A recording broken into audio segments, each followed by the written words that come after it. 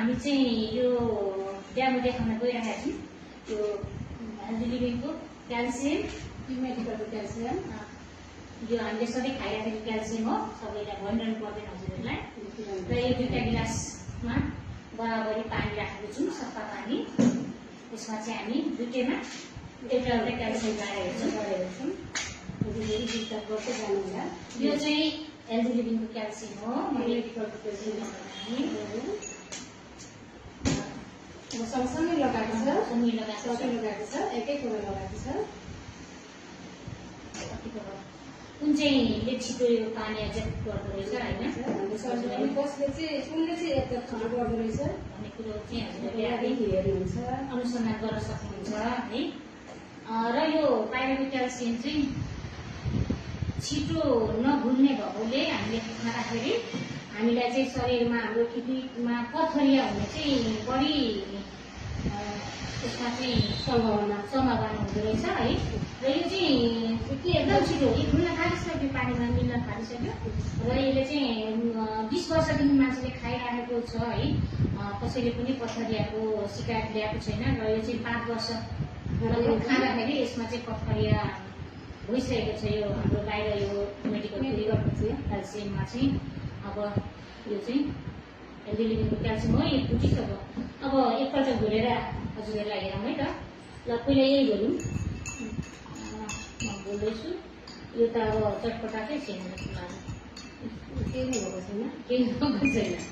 यसलाई घोलेर हेरौँ।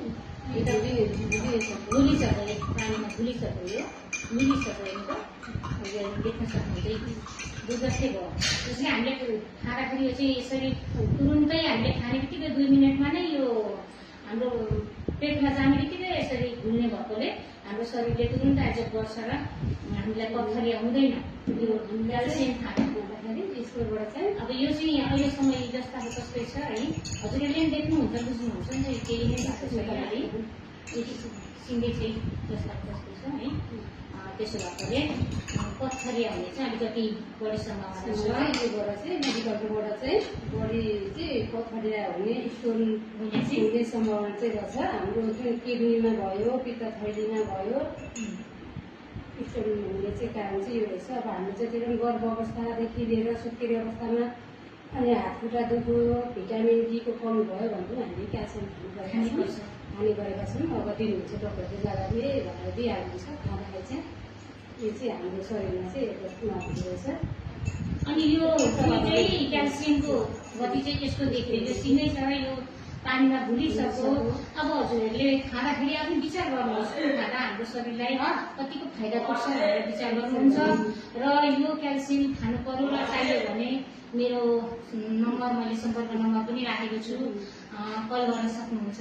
म हजुरहरूलाई उपलब्ध गराउनेछु। हामीले नखाइ नहुने कुराले चाहिँ 40 वर्ष काटिसकेपछि त अहिले त क्याल्सियम अनिवार्य रहेछ, किनभने हाम्रो हड्डीहरू एकदम कमजोरी हुने, दुख्ने सम्भावना भएको कारणले यो चाहिँ खानुपर्ने रहेछ भन्दै। हस्, थ्याङ्क यू, गुड मर्निङ।